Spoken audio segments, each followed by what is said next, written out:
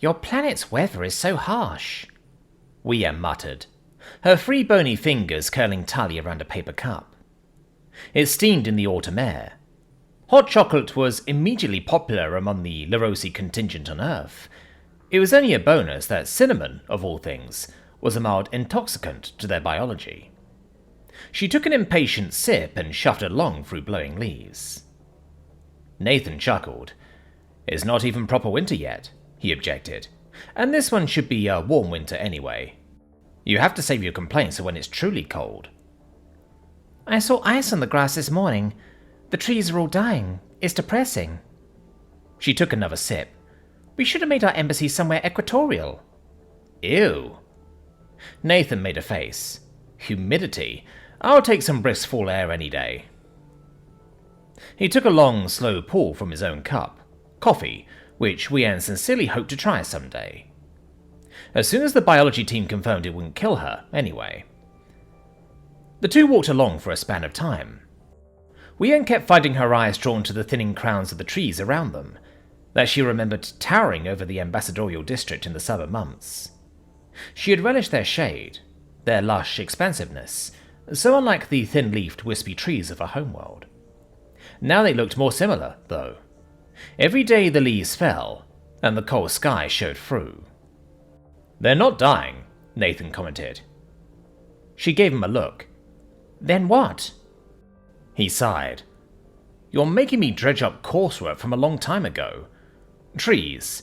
Deciduous trees, properly, although that's a worthless distinction without an explanation.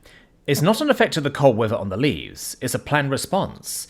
The colder weather to come would kill the leaves, so instead, the trees move first. They draw nutrients from the leaves into the core of the tree, letting them drop off. It seems extraordinarily wasteful, biologically speaking. Wien bent to pick up one of the shed leaves. A free-load thing as broad as her hand, with a brilliant red colour only slightly diminished by its browning edges. It's a lot of structure to regrow. Well, as you said, our planet's weather is harsh. Of extremes. It rewards gamblers.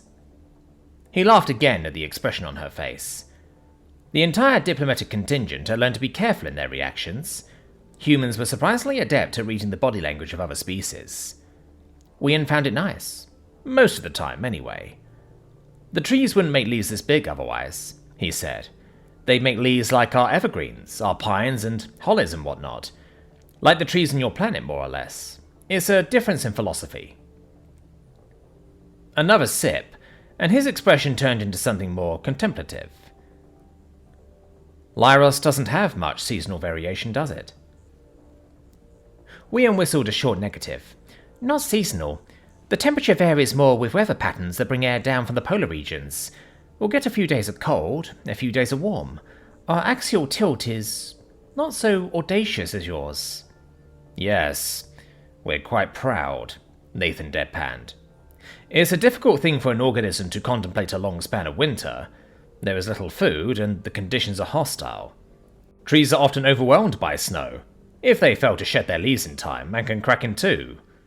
They could all respond like the conifers, of course, and constrain themselves. Thin leaves, thin trees to bear up under the conditions, and that works, but it's not the only option. Another sip. Some trees choose to wait, to rely on the impermanence of winter and marshal their energies when spring comes again. It looks dire sometimes, but the results are mostly successful and beautiful. Wien chirped. Beautiful, she muttered. Somehow I can't see it. It was beautiful last month when it was full and green. Now I look at it and see the bare branches, and it makes me oddly sad. Her hot chocolate was cooling, and she grimaced at it. Your planet has an annoying habit of being allegorical. It makes me think of the dying of things and of mortality far more often than I would prefer. Nathan nodded. Us too, he admitted. His feet crunched against the leaves. There's an old story of ours written about a king whose history is more legend than fact. One day he asked a minister of his for a ring, a very special ring. When a happy man looked at it, he would become sad. When a sad man looked at it, he became happy. Fanciful, Wien noted. It was meant to be an impossible task. The minister searched for most of a year and couldn't find it. He grew desperate. The richest and most powerful merchants laughed him out of their stalls, and even those who were willing to speak with him had no idea where to find such a thing. In his despair, he wandered the poorest quarters of the city, finally finding a merchant set up in a threadbare and broken stall. He asked the old man if he had heard of such a ring, to make a happy man sad and a sad man happy. The merchant smiled and told him to wait. When he returned a short time later, he handed the minister a simple ring with an inscription engraved upon it. "This too shall pass." Nathan finished his coffee, letting the cup drop to his side. Wien did the same with her drink, scowling. "It works," she said. "I was having a good day, and you have infected me with melancholy." She got a smile in return from her human counterpart. A lot of old stories are like that. They take truths that are uncomfortable and universal and make us face them. He nodded to the trees. Just like they remind us.